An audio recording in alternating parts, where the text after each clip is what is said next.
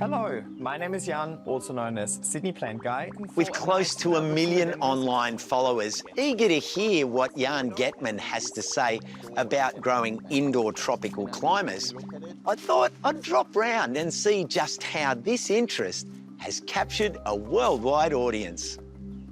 German-born Jan lives in the northern Sydney suburb of Crow's Nest, where he's created a haven of plants he grows on moss poles. Vertical growing is his thing. Hi, Jan. Hey, Costa. Welcome to my jungle.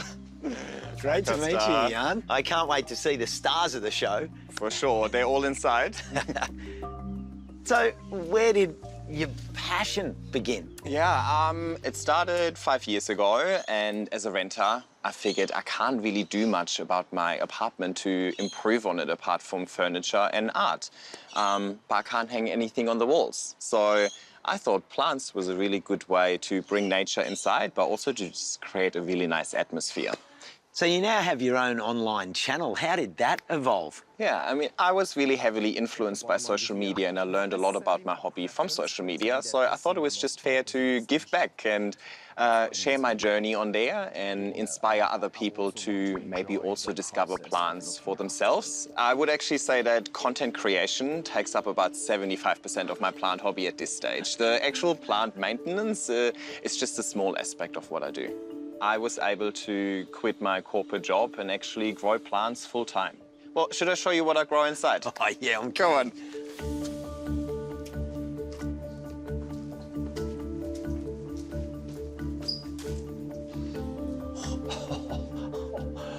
That is spectacular. They're massive. Like, Yes. I mean, you talk about your passion for this as art. I mean, each one of those leaves is a piece of art in itself. Yes, and it's kind of like a green wall, but as a renter, I can't actually have a green wall. So it's kind of like a modular green wall that I can piece together, I can swap plants around, and I can also take it with me whenever I move.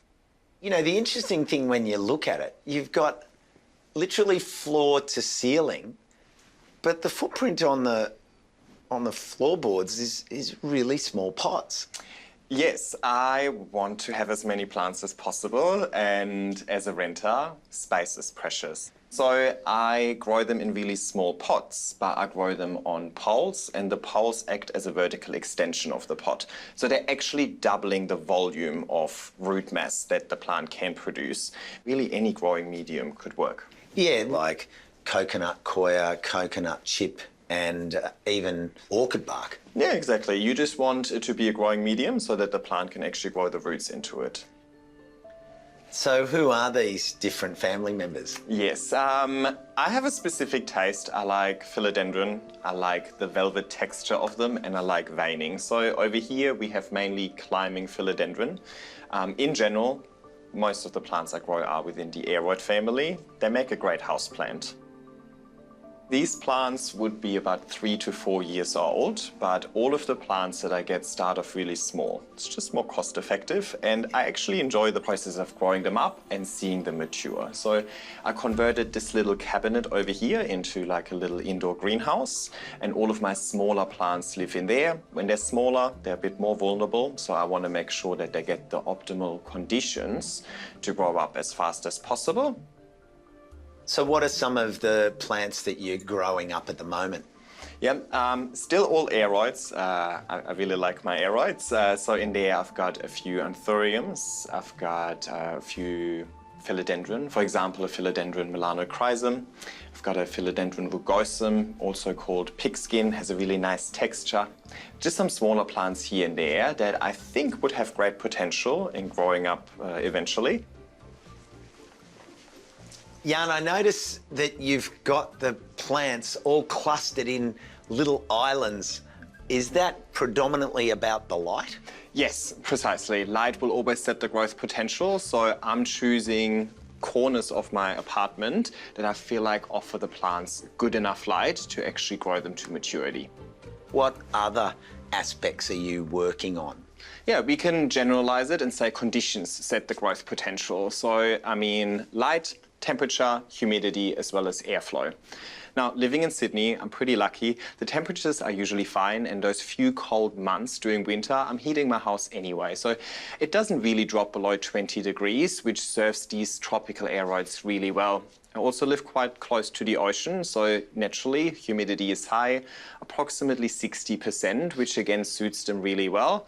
And when it comes to airflow, I don't mean blasting them with wind or cool draft, but I just mean fresh air and air circulation, and that just really makes the plant grow strong and healthy and prevents fungal diseases or fungal issues with your plants.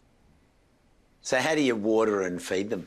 It's actually super easy and efficient. I just have a bottle with water and nutrients in here, and I flip it upside down on the moss pile, and I let gravity do the rest for me. So Costa, when the plants outgrow my indoor space, they go out here. Look at this. I mean, that is a really impressive green wall. And again, you've just got small pots, yet all of this foliage and growth and a screen to, 2 and a bit metres. Yeah, I mean, it's pretty much instant privacy from the neighbours. But yeah, it's this same approach as inside. I just use moss piles and I just arrange them, and I can just switch them around. It's that modular approach in creating a green wall to fill a space, but I can always take it with me wherever I go. How lovely is it that plants have really captured not just your heart now, but your whole life? Yeah, it definitely was life-changing for me. The whole journey started off by just trying to grow plants as artworks in my house. I'm drawn to these aeroids because they have these stunning foliage, like Anthuriums with their velvets and the veining. But over the years, I've really developed this heightened appreciation for plants and nature at large. And I really enjoy the journey that I've made as a result of that.